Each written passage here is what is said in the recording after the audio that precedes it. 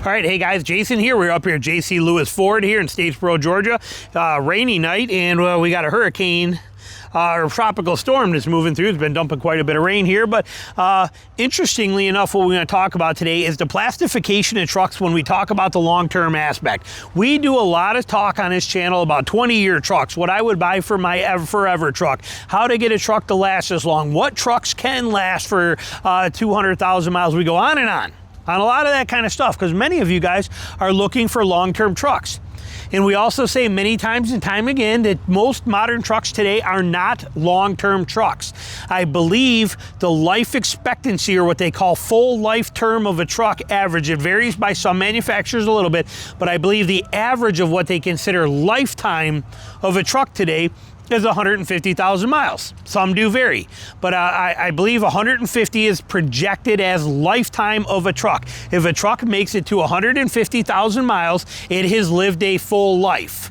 That's the way that they look at it manufacturer-wise. So when they say that the wet belt is a lifetime, it'll last a lifetime of the vehicle, they mean it'll last 150,000 miles. After that, it'll cost you $6,000 or $8,000 to change, or $4,000 to $5,000 to change that wet belt. Okay, the water pump in a Nissan Frontier, they say it's a lifetime water pump, but it'll probably last 200,000 miles, but when it goes out, it's going to cost you $2,500 to change. Turbos, lifetime turbos, never have a problem with your turbo, but again, lifetime is 150,000 miles. We hear this more and more. What is, when we think about it here, what is the reality of the problems we're having with these trucks today that kind of make them where 150 is now considered lifetime? Well, plastic is one of them, okay? Everything today is plastic on these trucks, and I'm not talking about body panels. We can deal with plastic body panels or aluminum here, as we have on a lot of Fords, but a lot of these trucks today, they are wiping this stuff off. Hold on. A lot of the trucks today are plastic, tons and tons of plastic. Look at Tina's ZR2 right here. We take a look at her truck, and what do we got on the front? Plastic, plastic, plastic, plastic. You know, a little metal here, but so much plastic in these trucks. Everything is basically plastic on them everywhere outside. That's understandable. We get that. We get a lot of plastic there. Totally understandable.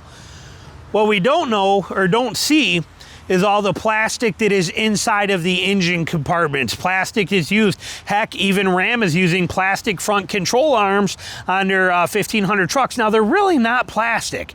There's more metal in them than plastic, and they're probably stronger than most any metal one that would be out there. They're actually, if you watch the videos and the cutaway where they cut into them, they're actually probably stronger than what you're gonna get on most of your other trucks. They're pretty dang impressive, but they have plastic on them. But here, we're talking plastic oil pans on the F-150s, we're talking plastic oil filter housings, we're talking about plastic intakes, the Maverick truck being one that's ridiculous with it, plastic valve covers, like I said, plastic intake manifolds, plastic, sensor housings, plastic, it goes on and on, plastic tubing, plastic plumbing connections. Toyota has been notorious for this, even in the last generations of their Tacoma and stuff, with all of the fittings for your plumbing work and housings being made out of plastic. And what does that do? Plastic deals with heat cycle problems. They heat, they cool, they heat, they cool, they heat, they cool. And the more they do that, they get brittle and then they crack. And as the engine, remember, an engine doesn't stay stationary. An engine is actually mounted on a bunch of rubber washers in there that's designed to let that engine torque and move inside of that truck. Everything in that engine is moving. And as heat cycles and all this stuff is going on and happening, even your radiators that are in them, the radiators may still be made out of aluminum and stuff like that, but all the caps and all the blowouts and all the pressure valves in them, they're all plastic. Your fans are plastic. Everything in this thing is plastic today. And plastic has a lifespan in a vehicle's engine compartment. That lifespan is much, much shorter than any metallurgy type material you could use, and therefore it does not last as long. And the more plastic we have in them, the more parts we have to replace more often. And these parts are no longer serviceable. An example of that too, GM's door card, for example.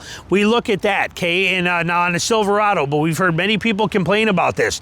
But on a GM truck, And it's probably like this on other ones, but here, if you go to grab this handle right here and you go to open this door and you accidentally snap this handle off, so you break this handle, you can't just replace this handle or this piece. You have to spend $1,000 and replace the entire door card because it's one whole plastic piece. Even though it's individual pieces, they could be taken apart, you can't buy it that way. It has to be bought as one individual whole unit for like $1,000 or $1,200 is how it works. All right, let's take a quick second, mention our sponsor of this video here, Last Fit. Full done. If you guys know me, you know I love Last Fit stuff. Their mats are amazing. We put one in Tina's long time ago. There it is right there. This is it, the Last Fit bed mat. Look at the fit and the coverage of this thing. It's just so well done. They do these things so good. Just took it out of the box, which you can see sitting right there. And we just put it in, but we have both. We got the bed mat and we have the tailgate cover. Look at this, tailgate cover on here. Just real simple, just replace your bolts with it. We have that mat in here, look at this thing. It will form and conform and lay flat right in and follow the contours of this, just like what happens in this one. How, you know, this was the same way when I got this one. Look at how perfectly it fits right now. How excellent that is, so nice, no slip. And look at how deep this thing trays. What that means is that I can just easily slide this out and dump it if I got crap in there. People don't understand these, but these ridges that we see right in here, these are gear stopper ridges. Okay, so what that means is the gear won't slide. So like my battery system here, if I put that here, it will not slide forward. It does not come past those. And much better on your knees. Look at that. Okay, you don't get that aggressiveness of this, and your gear's not getting wrecked and ruined by that sandpaper effect. These guys do better than you could ever imagine. Every manufacturer is becoming that way today more and more.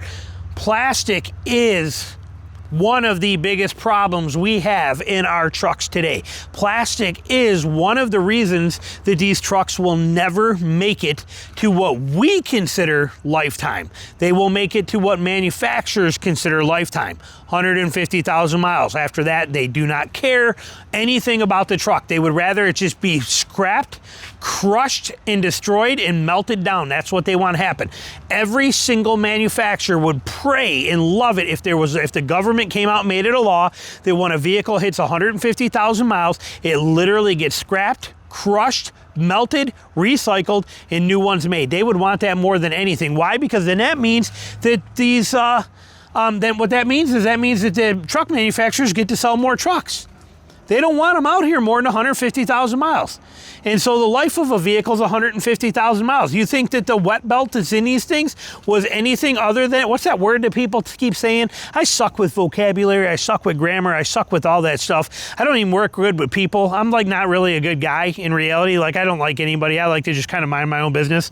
But grammar is one of my bad ones. But there's planned something. What is it? Planned obsolescence. I don't know what that, again, stupid words. But whatever that is, that planned obedience or whatever, obsolescence, I don't know what it is, but you know what it is. That wet belt's part of that kind of stuff. Is there a reason for it? Yeah, but their attitude is, you know what, so what? Then the next guy who's going to buy it at 150,000 miles, maybe he's not, and he has to spend $4,000 to replace a wet belt. Maybe they won't do it. Okay, or maybe that nobody tells them, and at 220,000 miles, the wet belt takes the engine out, now the whole truck's done, and it gets scrapped because they can't afford the money. They can't afford to put $18,000 in a new motor on a $15,000 truck to put it back together. And so the truck gets scrapped, it gets rolled off, it's done and over with, and now you get to buy a new truck. Who knows? But plastic is part of the game. Plastic is the big reason we will never see classic cars and trucks from any of these eras, because they're all plastic. There's nothing to them metal anymore like that. It is the reason that trucks will not, one of the big reasons trucks today will not last like a truck would that was a decade ago or even 20 years ago. They will never make it, and plastic is a big cause for that. I'd like to know your opinion and what your thoughts are on there. Do you agree with that, or you think I'm crazy? How do you feel about the plastic? And again, I don't mean plastic bumpers and fascia and stupid stuff that we pay a fortune for that's irrelevant, that means nothing. I'm talking about the critical parts: oil pans, radiators, componentry, plumbing connections, things that when they go out, we're done. That, you know, it causes catastrophic failures and problems and issues like that when they go. How do you feel about that? Where do you stand? I'm curious what you're thinking. Me personally, I am definitely sick and tired of plastic on it. I am tired of plastic. I've never had a problem with a plastic piece on a truck myself personally like that, but on the same note, I don't keep them long enough. Okay, I'm out of my trucks by 80,000 miles, and that 80,000 miles hits in about 2 or 2.5 years at most, and I'm done and I'm moving on from it. So I don't ever experience that stuff. Many of you guys do. You keep them for a lot longer. How do you feel about this stuff with everything being plastic? I want to know. Let me know down below. Thanks for watching.